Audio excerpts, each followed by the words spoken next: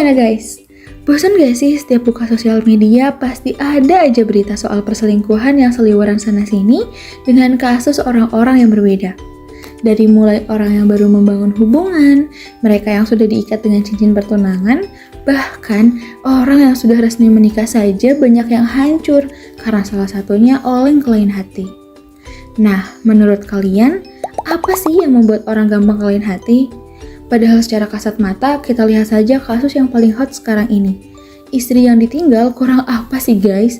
Cakep iya, pinter iya, baik dan menjaga diri iya. Bikin bingung gak sih? Sebenarnya apa lagi yang dicari? Dari banyaknya kasus yang beredar, menjadikan beberapa orang ketakutan untuk menjalin hubungan, bahkan sampai menjadikan menurunnya kepercayaan pada pasangan. Iya kan? Hal ini menjadikan momen di mana trust yang sudah kita bangun dirusak begitu saja. Dan kita mulai meragukan kemampuan untuk membangun hubungan yang sehat dan saling percaya di masa depan. Nah, hal ini nih yang disebut dengan trust issue.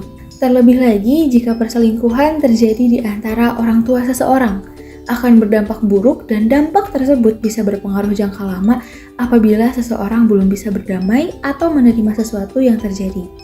Hal ini dapat menyebabkan unfinished business yang berpengaruh pada fungsi pribadi orang tersebut. Gimana? Kalian asing gak sih dengan unfinished business? Nah, untuk penjelasan lebih lanjutnya adalah unfinished business merupakan pikiran, perasaan, dan reaksi sebelumnya yang masih mempengaruhi fungsi pribadi dan mengganggu kehidupan saat ini. Unfinished business yang paling umum adalah ketidakmampuan untuk memaafkan orang tua atas kesalahan mereka. Nah, selain itu, unfinished business bisa berasal dari hubungan yang tidak selesai, konflik internal yang belum terpecahkan, atau pengalaman trauma yang belum diproses dengan baik. Oke, kali ini kita masuk ke sejarahnya. Nah, unfinished business merupakan dasar dari teori yang dicetuskan oleh Frederick Fritz Perls, yang kita sebut saja Pak Perls biar lebih akrab kali ya. Nah, Pak Perls ini sebenarnya nggak sendiri mengembangkan teori Gestalt hingga teorinya sefenomenal ini. Beliau bersama istrinya yaitu Laura Perls mengembangkan teori ini pada tahun 1940-an. Mereka inilah yang melahirkan asumsi pribadi bermasalah berupa unfinished business yang sekarang ini melalui teori Gestalt itu guys. Nah, teori Gestalt ini mengusung konsep here and now yang intinya tuh dalam hidup hanya ada hari ini. Karena masa lalu sudah berlalu dan masa depan ya, kalian tahu sendirilah ya kalau belum tahu nasibnya. Jadi dari sinilah muncul asumsi dari Perls kalau manusia yang bermasalah itu yaitu manusia yang belum selesai sama masa lalunya. Atau yang kita sebut unfinished business tadi. Berarti manusia yang sehat itu yang dia udah gak terbayang masa lalunya dong. Nah, kalau ada pertanyaan kayak gitu, ya jawabannya adalah iya, bener banget. Teorinya menjelaskan bahwa unfinished business adalah bagian integral dari pengalaman manusia. Gestalt mendorong kita untuk mengatasi ketidakseimbangan dan ketidaksempurnaan dalam hidup kita agar menjadi pribadi yang utuh dan terintegrasi. Salah satu pendekatan konseling dalam teori Gestalt adalah menggunakan teknik empty chair atau kursi kosong, yang dalam pendekatan ini kita berinteraksi dengan kursi kosong yang mewakili orang atau situasi terkait dengan unfinished business.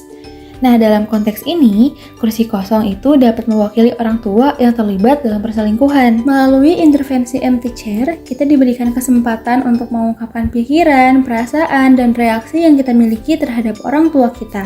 Kita dapat mengungkapkan rasa kecewa, marah, atau bahkan rasa sakit yang timbul akibat perselingkuhan tersebut. Proses empty chair melibatkan duduk di depan kursi kosong, membayangkan kehadiran orang tua dan berbicara dengan jujur serta terbuka tentang perasaan dan pikiran kita. Langkah ini memberikan kesempatan kepada kita untuk menyelesaikan unfinished business yang terkait dengan perselingkuhan orang tua. Namun, proses empty chair harus bersama konselor profesional yang paham betul mengenai terapi Gestalt ini ya.